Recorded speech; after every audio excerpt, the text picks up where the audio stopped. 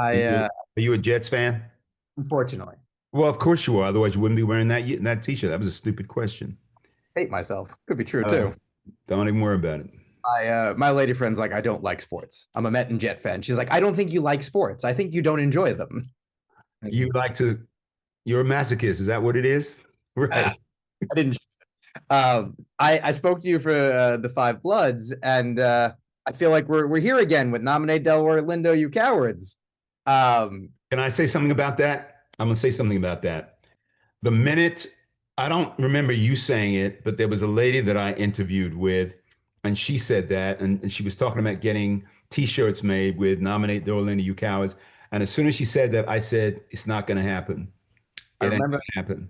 And if it I, was going to happen, you saying that, you just scuttled it. So I accept I accept the sentiment, and we can move on. oh, I think it says something. Obviously, a T-shirt is its own thing, but I think it says something that so many people are surprised, right? Because I think they've seen you in so many things over the years. Like a bunch of us have done movie nights on Fridays and Saturdays that are like silly, whatever is striking our fancy. But you've been in multiple ones, like you Yeah. watch Third Way, or you watch any of the Spike movies, or you'll watch Ransom, and like you'll pop up, and it's just like Yeah. very comforting feeling. I think to see an actor like that and go, I know this movie's a little bit better because Delroy just showed up. Thank you. I appreciate that. Thank you very much. True, and I think when you see something like Sinners, where it's not only do you feel that when early on you're like, oh, he's in this, you go, oh, he's sticking around. Oh, not enough people have ever made him kind of the comic relief. All Mm. there's kind of this like heart to this character that someone else could have made the movie about him, and you wouldn't have lost a single thing about it. That speaks to why I think people care so much about when you're good in things and when you're in things in general. Thank you. Thank you. Thank you. Thank you for everything that you just said. And no, I mean, I'm not being facetious at all. I appreciate that on multiple levels. And I don't want to get emptily philosophical here. I mean, I really don't, but then I probably will be. But I really don't want to be. And I'll say to you, audience members such as yourself and your friends, having the kinds of responses to my presence in a film confirms and affirms for me ultimately what's important, and that is to continue to work and to continue to seek after, pursue work of a certain caliber. I do not say that by way of saying, because I'm not naive enough to think that awards are not important. I'm not naive about that. And if the Five Bloods taught me anything, it's that those things are important, but the creative journey, and look, I'm not telling you anything you don't know. The creative journey and awards recognition are two separate animals. Very, very much. I mean, sometimes they combine, but oftentimes they do not. And given that oftentimes they do not, and certainly in the instance of the Five Bloods, it did not. As far as, I mean, I got the New York Film Critics and some other awards that really meant a lot to me. But ultimately, the morning that the um, awards, the nominations were announced, Spike and I were on the phone. I was in New York. I had just come out of, I was on 96th Street. I had just come out of getting a COVID shot. And Spike had been on a plane, I think coming from Los Angeles back to New York, and he called me and we were commiserating. And in the final analysis, it was, man, you got to keep working. Yes, this hurts, but we got to keep working. That was the mantra then, and that's the mantra now. And I'm not going to say to you that this stuff, yeah, it hurts, but you got to keep working. Well, that's the thing, right?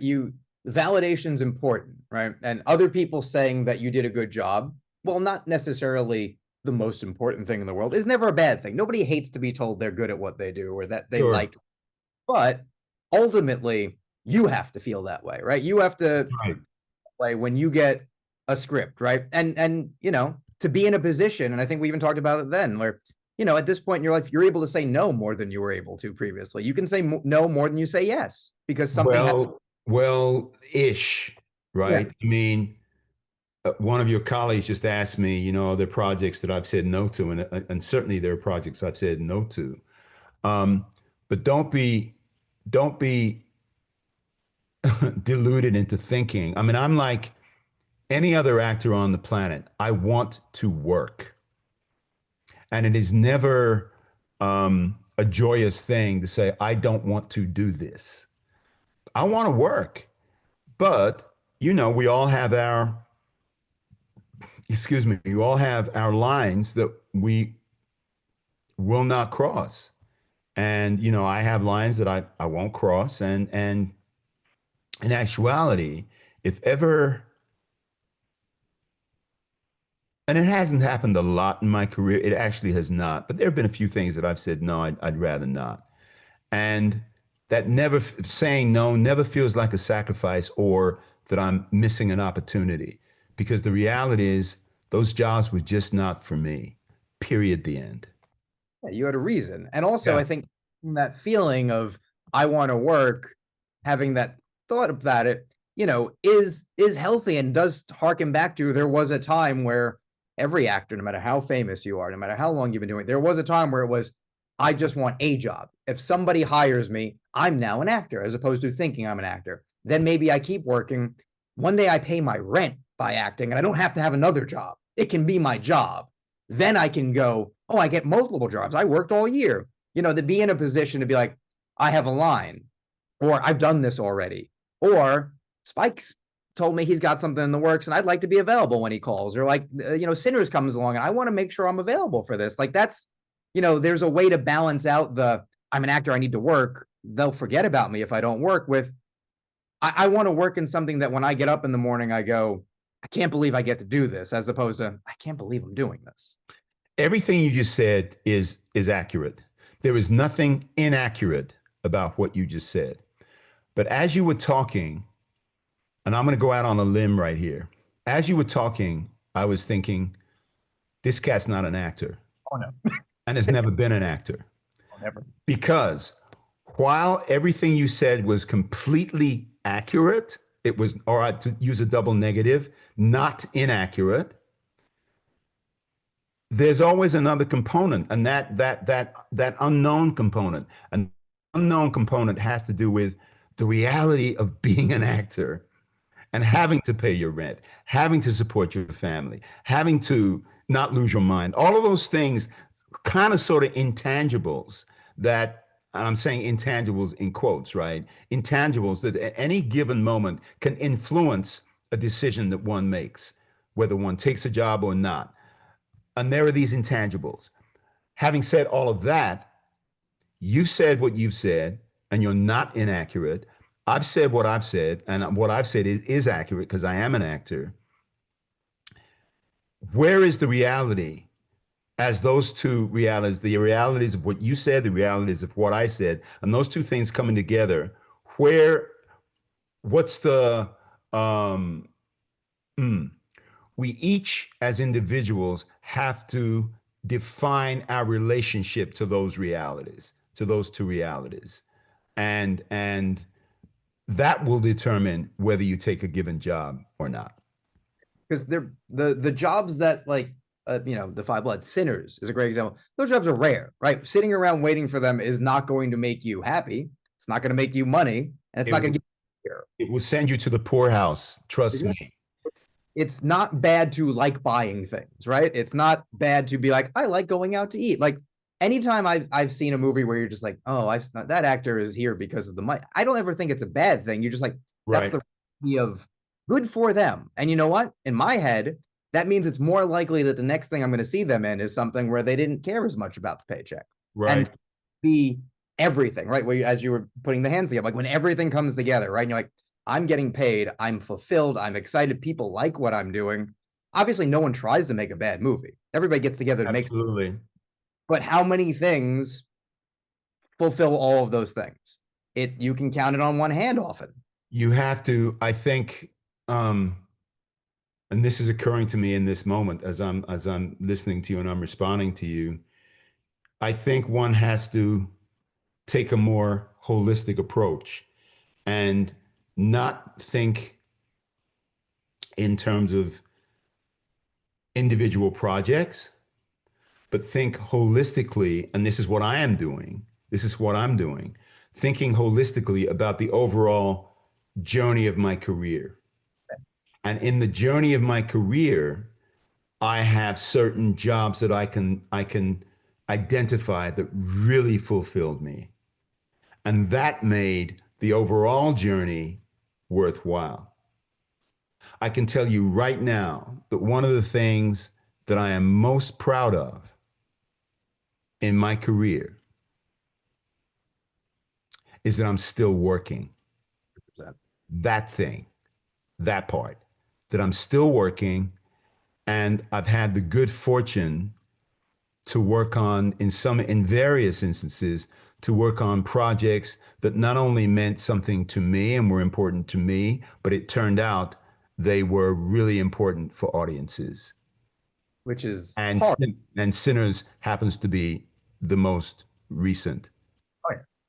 And a great example of you can make something important. You can make something that will speak to people, that will show them something they've never seen before, and also make something that's fun. That's something that people want to go see, that makes the people who are funding these things money, which is not what most audience members care about when they go to see a movie. And like, honestly, not a thing an actor is thinking too much about. But to have something like this be that good, be that important, to have someone go, I've never seen that particular story told in that way. I see, my grandparents in that. I see, they can see their family in that story and also sit there and be like, I'm watching a kick-ass vampire movie. Like that's, you can't plan for that. That's just a thing where you have to be like, I have to do the work and I have to be prepared. And, someone like Ryan Coogler will think of me and send me the script and I'll go, this is incredible. I hope I get to be a part of it. And then when you do it, and I think, you can speak to this, you kind of know you're making something good and something special when you look around. I'll tell you who did plan for it. You said you made a comment about, well, you can't plan for it. I'll tell you who did plan for it. Ryan Coogler. Yeah. Um, Now, which is not to say that anybody could predict how the audiences have responded, the depth and breadth of the audience's response to this film. But certainly he put the building blocks, he constructed this in such a way that I won't even say, I started to say he constructed it in a way that it gave it a really good shot of success.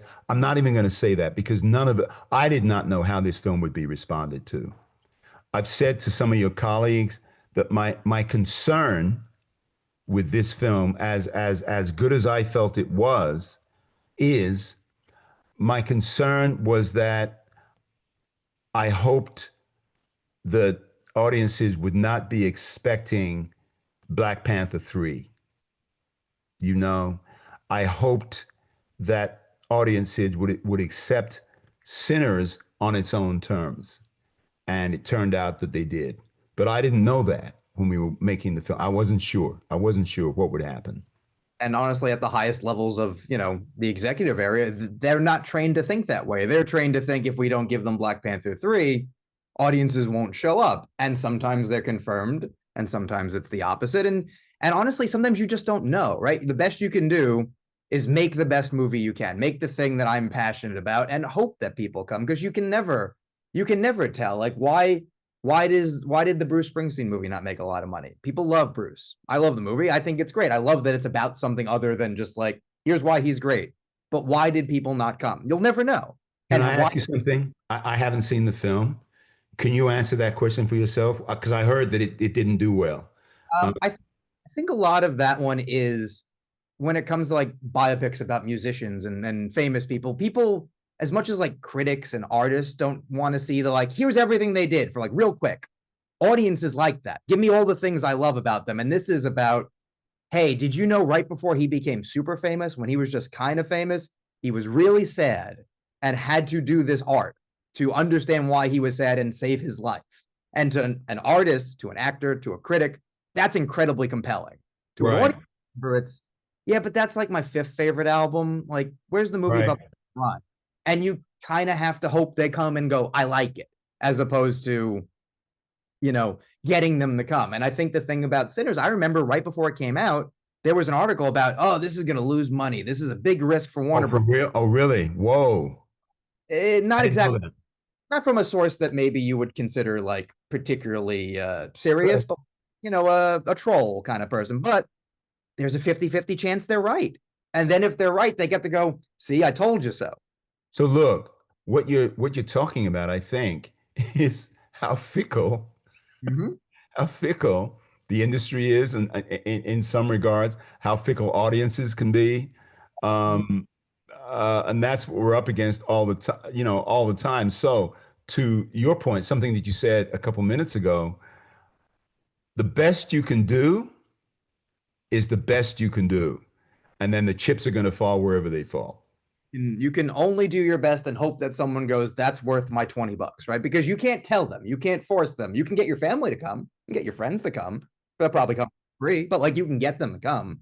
But Right. get someone on Friday or Saturday night to go, one, please, which I know no one does that anymore. But like in our heads, it's still you go to the counter and you give someone the money and they give you a ticket, right?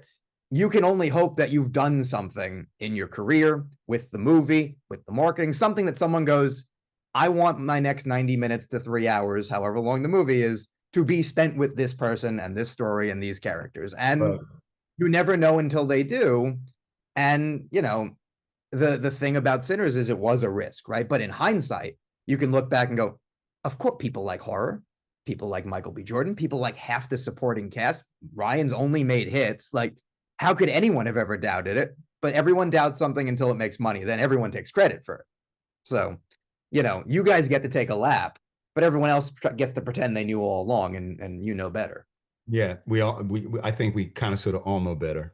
Oh yeah. But having said all of that, um, it's tremendous that Sinners is having this moment, that the film, that Ryan, that all of us are having it, that the culture is having this moment. Um,